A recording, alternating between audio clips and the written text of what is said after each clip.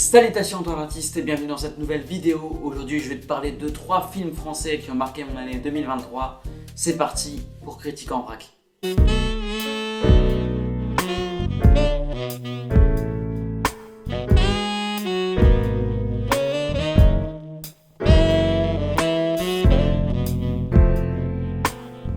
Ah bah vous voilà, je vous attendais.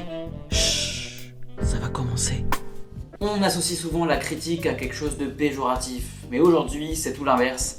J'ai décidé de vous parler de 3 films coup de cœur de cette année.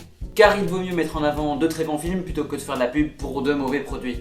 Et en termes de qualité, on a vraiment une très belle programmation en France cette année. Car le cinéma n'a vraiment rien à envier au continent américain. On a même de très bons films en salle en ce moment. Je pense notamment au film Un métier sérieux de Thomas Lielty ou encore Tony en famille, réalisé par Nathan Ambrosioni. Cette année dans l'Hexagone, on a eu vraiment pas mal de propositions. Je pense au film En plein feu de Quentin Reynaud, Yannick de Quentin Dupieux ou même encore Mon crime de François Ozon. On est vraiment loin du cliché habituel. Oui, mais le cinéma français, c'est que des blagues pipi caca prout, on en a marre, c'est toujours la même chose. Alors non. Et c'est vraiment ce qu'on va voir dans cette vidéo. Car oui, il y a plein de contre-exemples de films juste fabuleux que j'ai vus cette année. On va pas pouvoir parler de tout, mais je vais au moins te parler de 3. On commence par le premier film, Youssef Salama du succès, avec Ramzy. Qu'est-ce que tu fais là? T'es en train de prendre des notes, tu sais. Non, mais Wallah, il est en train de prendre des notes. mais non, je prends pas des Qu'est-ce que tu fais là? Tu recommences? J'ai très vite jugé Youssef Salama du succès, et je crois que je me suis trompé. Je pensais que ce film était symptomatique de ces grosses comédies françaises, de leurs bonnes annonces qui se contentent que de dévoiler leurs meilleures vannes pour justement ramener des gens en salle. Et là, pour le coup, j'ai vraiment mal pensé. Ça raconte l'histoire de Youssef, un écrivain raté qui un jour perce grâce à un roman autobiographique où il critique clairement sa famille. Et tout le but du film, ça va être justement de cacher, malgré la notoriété, ce bouquin à ses parents. Et derrière ce pitch un petit peu simplé, se cache une vraie âme touchante. Un attrait aux sentiments, aux valeurs de la famille et aussi au monde de la littérature. C'est un film qui nous présente avant tout une famille, des personnages qui sont imparfaits mais à la fois tellement touchants. On a des scènes très drôles parce que c'est vraiment bien écrit, on a des scènes vraiment très émouvantes et vraiment après le visionnage je me suis vraiment senti bien. C'est un film qui parle de plein de thématiques mais au fond j'ai pris ça comme un feel-good movie en fait. Ramzy est ici présent dans un de ses meilleurs rôles. Il joue pas le rôle comique qu'il a d'habitude, il joue juste un personnage qui est rempli de contradictions, qui est rempli de regrets sur sa vie en fait. Il y a pas mal de scènes critiques sur le monde de la littérature et honnêtement ça peut faire qu'esquisser un sourire quand on voit que parfois c'est clairement la vérité. Je pense notamment à des scènes de soirées mondaines, des scènes de remise de prix littéraires et ça vient poser des questions justement sur ce milieu. Alors j'y connais pas grand chose, mais voilà, si jamais il y a des écrivains qui passent par là et qui ont vu le film, venez débattre en commentaire. C'est un film qui a vraiment un parti pris artistique. Je pense notamment à la scène d'introduction sur une voix off qui nous présente une famille lambda différente de celle du personnage principal, comme si on était plongé directement en fait dans le roman du personnage principal. On a aussi une idée assez simplette mais qui prend tout son sens justement avec la thématique du film, de découper le film en chapitres. Et ce film c'est ça, c'est des idées, des détails par-ci par-là qui vont de la narration jusqu'à la caméra et qui font que c'est un mélange juste de douceur et de profondeur.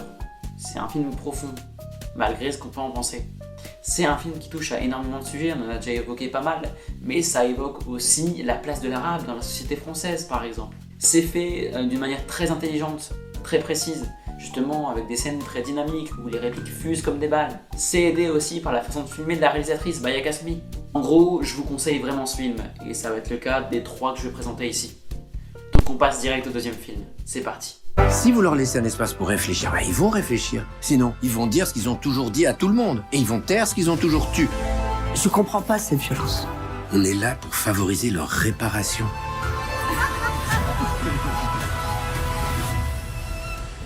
Je verrai toujours vos visages est un film de Jeanne Herry qui parle d'un sujet ô combien important.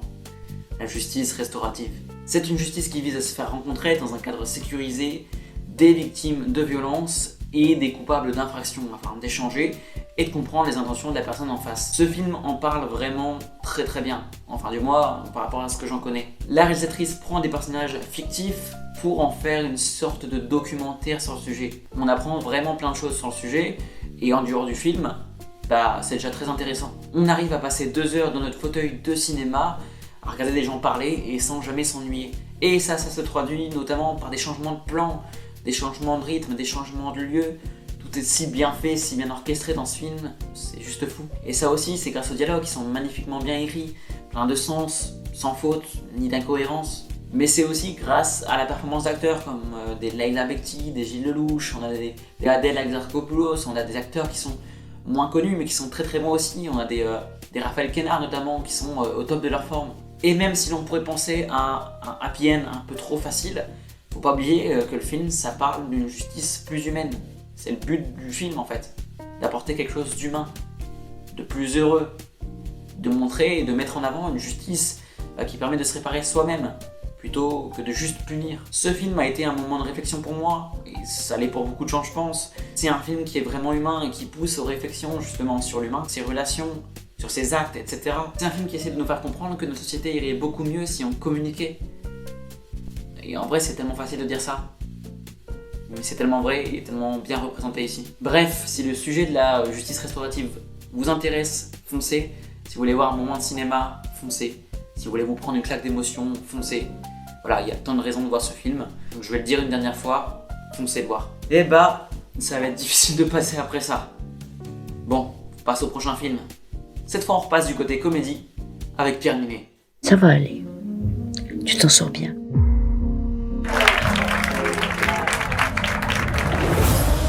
Il y a des victoires tellement éclatantes qu'elles n'ont pas besoin de voix off. Ce film va te faire aimer un personnage détestable. Tu l'auras compris, ou pas, hein, on a tous le droit d'être cons. Je vais te parler du film Le Livre des Solutions, réalisé par Michel Gondry. Et la première chose que j'aimerais dire, c'est que j'adore le cinéma de Gondry. J'adore la façon dont il rend onirique tous ces sujets. Et je vais vraiment pas être objectif dans cette critique. En même temps, c'est une critique, donc je vois pas pourquoi ce serait objectif. Et là, encore une fois, avec ce film, il arrive à m'avoir avec un film plus personnel, un personnage principal, qui pourrait être clairement le réalisateur. Le film nous parle d'un personnage débordant de créativité jusqu'à en devenir imbuvable, tant il ne sait pas quoi faire avec ses idées. Ce trait du personnage va alors se répercuter sur son entourage, ainsi que son équipe de tournage, car oui, dans ce film, il est question d'un film. Et dans ce long métrage, on retrouve vraiment le côté bric-à-brac à la Gondry, que ce soit notamment dans les sujets abordés. On a une scène très drôle autour de la conception de la musique du film de Marc, le personnage principal. On a aussi des concepts un peu rigolos, notamment comme le camiontage. Ça par exemple, c'est des choses qui sont aussi montrées dans la bande-annonce. Mais il y a aussi plein d'autres idées que je vous laisse découvrir vous-même. Mais on retrouve aussi ce côté bric-à-brac, notamment dans la réalisation. On a des passages notamment en animation qui viennent assumer un certain style de la part de Gondry. Passage grâce auquel d'ailleurs on retrouve un petit peu ce côté onirique. Ce côté onirique, ce côté bric-à-brac qui se retrouve tout simplement aussi dans le concept du film. Le fait que le personnage de Marc va écrire un livre sur comment trouver des solutions, comment être artiste, comment gérer ses idées. C'est complètement loufoque à certains moments, ça va à 2000 à l'heure, tout comme le personnage principal, et franchement on adore ça. Même si je trouvais que dans ce film-là, le côté onirique à la Gondry était un peu plus discret, un peu plus subtil, mais franchement j'en veux pas au film. Justement, c'est un film qui est beaucoup plus personnel, qui développe les personnages plutôt que l'univers à la Gondry. Et c'est une bonne chose, vraiment, c'est pas une mauvaise chose. La seule raison pour laquelle ça pourrait être une mauvaise chose, c'est si on a trop d'attentes et qu'on attend justement un film à la Gondry. Pour faire une petite parenthèse, je vous conseille vraiment le cinéma de Gondry. On a des films comme La Science des Rêves, L'écume des jours, ou encore une fois son plus connu qu'il a fait en Amérique, Eternal Sunshine of the Spotless Mind, avec Jim Carrey, qui est un de mes films préférés, un de mes films coup de cœur que je revois souvent. Je vous invite vraiment à découvrir son univers, parce que vraiment ça peut vous plaire. Bref, les acteurs sont formidables, impliqués, Pierre Ninet est vraiment très drôle. Vraiment, j'ai entendu toute la salle rigoler tout le long du film, c'est vraiment un bon signe. C'est du bon comique de situation, et en même temps ça pose des limites sur certains sujets, les limites de la création, jusqu'où peut aller la créativité, et jusqu'à où elle peut avoir un impact sur nous, sur notre morale et sur notre façon d'agir. C'est un film qui touche directement à la réflexion sur l'artiste. Et ça, c'est des sujets qui me touchent beaucoup. Allez voir Le Livre de Solutions, allez voir Youssef Salem a du succès, allez voir Je verrai toujours vos visages, essayez de vous les choper. Le Livre de Solutions est encore en salle actuellement. Et puis oui, même si cela vous plaise pas, regardez du cinéma français, parce qu'on a vraiment de belles opportunités, de beaux films, de beaux longs métrages, de belles œuvres. Et puis le cinéma français, c'est un paysage qui se renouvelle vraiment grandement. Il y a des pépites dans toutes les époques. Il faut juste faire le tri un petit peu, et on peut chacun trouver ses films préférés là-dedans. Et oui, tu auras compris, c'est déjà la fin de cette vidéo. On a eu tellement de bons films en France cette année que c'était vraiment difficile d'en choisir 3. Et puis même d'un avis général, je trouve qu'il y a beaucoup de bons films cette année. Mais j'ai décidé de choisir ici 3 films français pour mettre en avant notre belle culture. Voilà, je me suis dit que présenter le paysage français sous 3 films différents de cette année, avec des thématiques et même des tons différents, ça pouvait être plutôt pas mal. En attendant, n'hésite pas à t'abonner. Si tu veux voir une autre de mes vidéos, je te conseille une juste ici. Voilà, j'avais fait d'autres critiques des films de cette année. Donc voilà, je t'invite à aller la voir et nous on se retrouve la prochaine fois. Salut!